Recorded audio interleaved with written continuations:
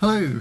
So, just arrived at the old water tower in Cheveley to meet up with architect Tom Grieford, which I think will be the fourth meeting we've had now.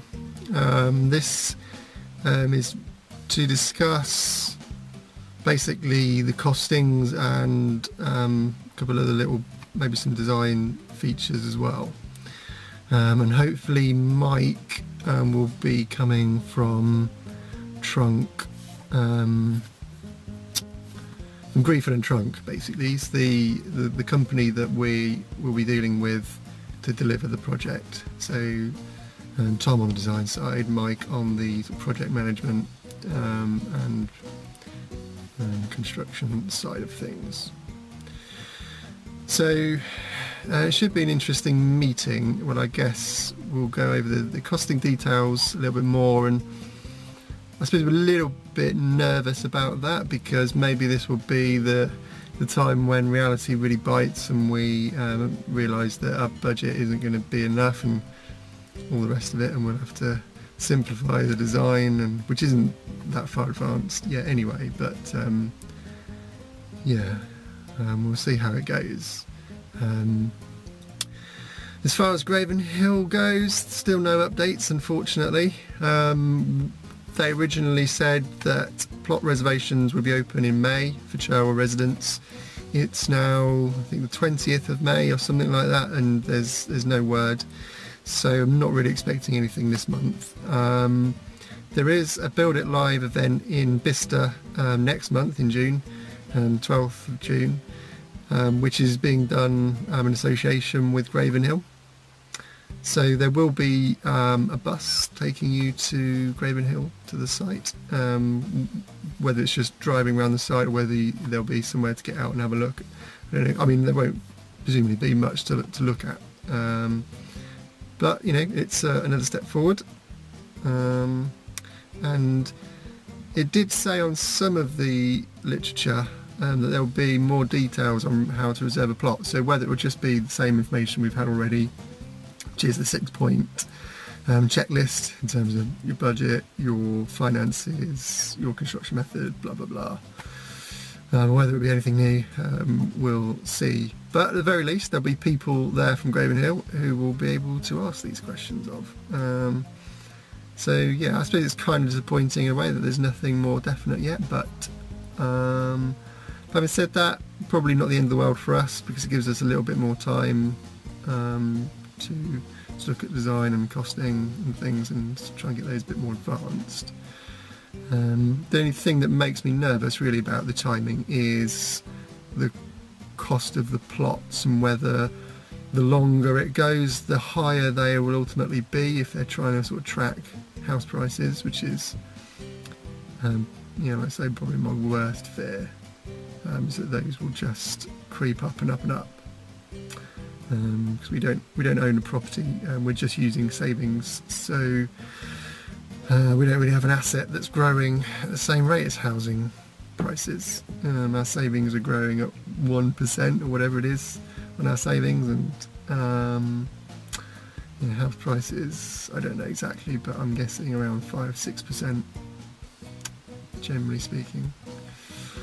So yeah, I'd rather sort of get on and get that plot reserved, and because that would be a line in the sand and we know what we're dealing with. So we'll see. So yeah, hopefully have some more information off this and see what we learn about the costings. Hopefully we won't be too depressed at the end of this. So I think I should just leave this to Mike really at the moment, to kind of the next stage of the talk about the cost plan. We haven't shared the cost plan with you because we did one version. I'll leave it to Mike, he says, and then just starts talking. We did one version. You're obviously feeling slightly hypoglycemic, aren't you? I am. Maybe I'll shut up. I'll leave it to Mike. Let me eat some food because I haven't eaten since 6 o'clock this morning. And once I've got some beetroot and chicken in there. So the context for the way in which I have two colleagues who are both quantity surveyors, and they're both equally capable of doing the job. they both always work in the same way, which is blind, in that they never know what the client's budget is, because they don't need to. They work objectively always. Yeah. They're not trying to squeeze something in necessarily to make it work. They just say, well, this is what we think it's going to cost. It's as simple as that. The best approach. Yeah, so that I'm the sort of conduit and filter, if you like, so that the brief comes to me, and then I give the information to them, and then they give me their cost feedback, and then I usually think, oh God, and have to go through the process of discussing with the client what we're going to do, because there is invariably a disparity between the estimated build cost and the client's budget. And so the reason that Tom and I have kind of professionally joined forces, if you like, as a result of me basically being employed by Tom for this project, is because I was expressing to Tom my frustration of finding myself time after time in a situation where people had already got planning permission. They'd already, in some cases, done the detailed design, but they hadn't done any cost analysis. And then they'd come to me and say, well, can you build it? And then clearly we don't just, fire up the JCB or, mobilise. We have to do some interrogation. And that's the point where I got a bit tired of being the bearer of bad news to people when it's too late to do things in an intelligent manner. Because when it's that far down, it always requires abortive work and delay. And so therefore, by doing this stuff now, having these discussions right at the beginning, it makes the most sense. Now, obviously, you now know I'm going to tell you that it's got over budget. The question is how much. So we've done a first version, which was Keith saying, well, this is what I think, and then Tom and I met last week and went through that, and I can show you the instructions that went back to Keith to inform the second iteration, which has taken a big lump of money off. They're still not meeting your budget, so that's what needs to drive the discussion today.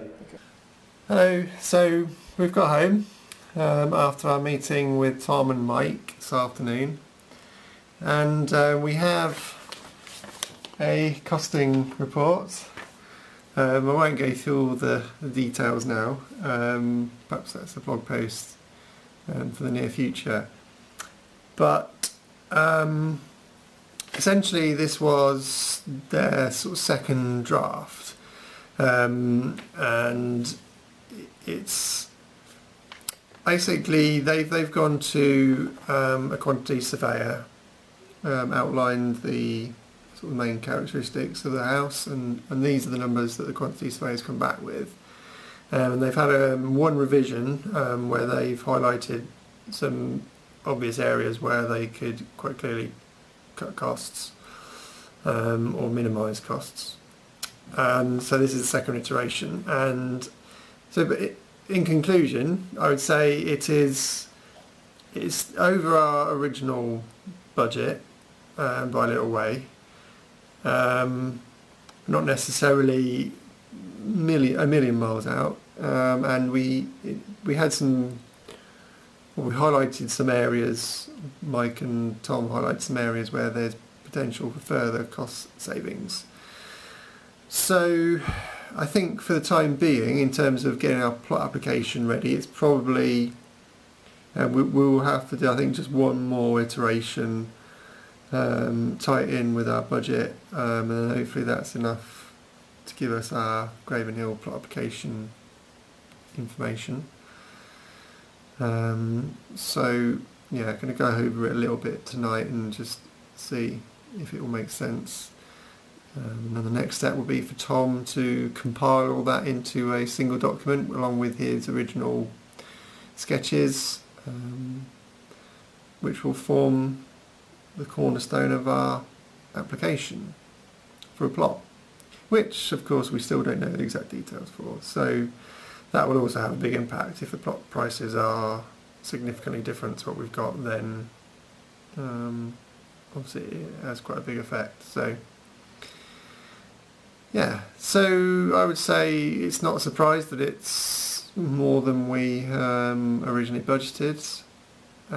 So, I think we said in the meeting that it's a work in progress. The whole project is going to be work in progress. We're not going to be able to, or have the luxury of being able to say, okay, here's all our money, let's just launch into the project, finish it to the highest spec we can, and we're done.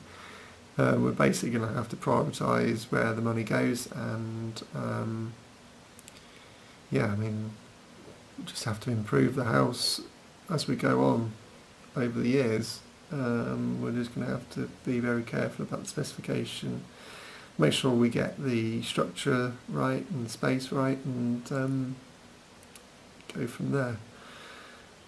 So it's good to have this information, and we're really just waiting now for Graven Hill, I think, to come up with the plot details so we can really finish this off properly. So the dream is still on. We're not giving up yet. Hopefully we won't have to give up, but come on, Graven Hill, give us some details.